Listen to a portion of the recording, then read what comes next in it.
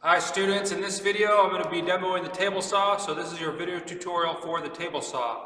And primarily this tool is used for ripping and cross-cutting. I'm going to show you both those things. In class, I showed you guys cross-cutting using the sliding cross-cut fence over on the other saw. Today I'm at the saw that's set up more for ripping. However, I will use a miter gauge to make a cross-cut so I can demo both types of cut. Ripping, which is cutting to width. So if I have a piece of wood here that you guys can see in the video, I'm going to cut it to width, which means the width runs this way. Length would be this way. So I can do both things on this saw. I can cut it to width by ripping it, and I can cut it to length by cross-cutting it using the miter saw. I'm going to walk through a couple ways to use this machine. I'm going to identify the parts. So let's just jump right in. I'm going to move the camera around a little bit so you guys can see the saw better. And I think that's a good view right there. Okay, so the first thing that you want to do when you approach the saw is you want to grab your stock. You want to set it on the table right here. This is the table. And check to make sure that it's coming with a 1/4 inch, between 1/8 and a 1/4 inch above the height of the wood. I'm going to lower it a little bit because we're a little bit low, and then raise it up to about a 1/4. The next thing you want to make sure that you check is the splitter or the riving knife is in, and in this case it is in, but I'm going to remove it because I have a guard splitting and riving knife all together with anti-kickback dogs in there as well. So I'm going to use this one in our demonstration today, and it has a dust collection on the back side of it.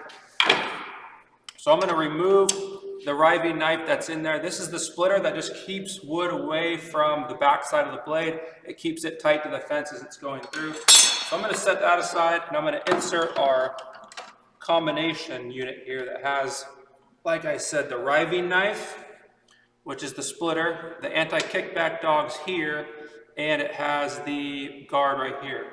So I need to raise the blade up a little bit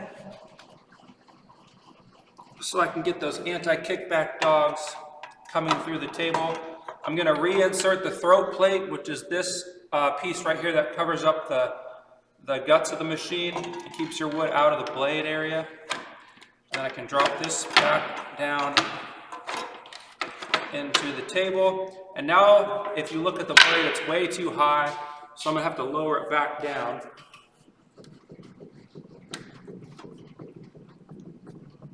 And I'm going to get it to about the 1/4 inch above. You want to make sure those teeth are fully above. And now I can lower it back down. Now, the next thing you want to make sure that you have is a push stick nearby. And when you're ripping wood, you want to make sure that your wood that you're ripping will not get your hands any closer than 6 inches from the blade. That's the danger zone. So if I have a piece of wood that's less than 6 inches wide, I'm going to use a push stick like this, and I'm going to demonstrate that in just a minute here. The other thing you need to make sure is that the outfeed table is clear. So if you guys look just beyond the table here, there's some rollers right here in a table. That's our outfeed table. So when you push stock through, you clear the blade. You completely get it past the blade here, because if you don't, this is where kickbacks can occur. And a kickback can occur when wood gets pinched between the blade and the fence.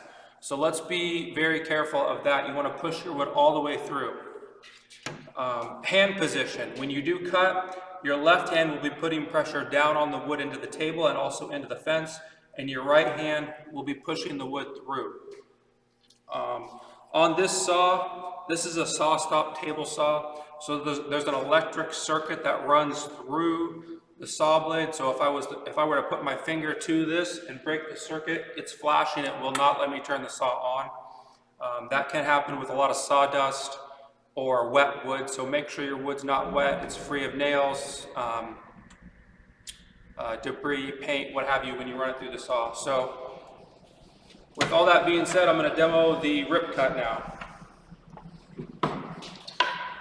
I take a look at my board, I put my flat edge, my jointed edge, or my straightest edge against the fence, my flat surface down to the table. It looks like this edge here is the flat, and this surface is my flat surface. I just want to trim a little bit off of this board. I just want to square up that outside edge.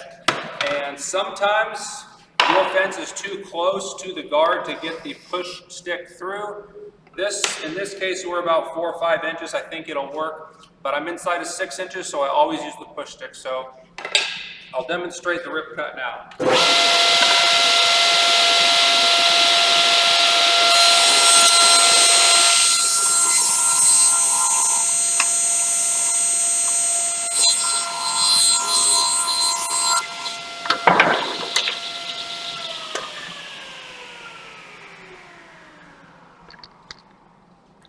Okay, that would be the first half of our table saw video.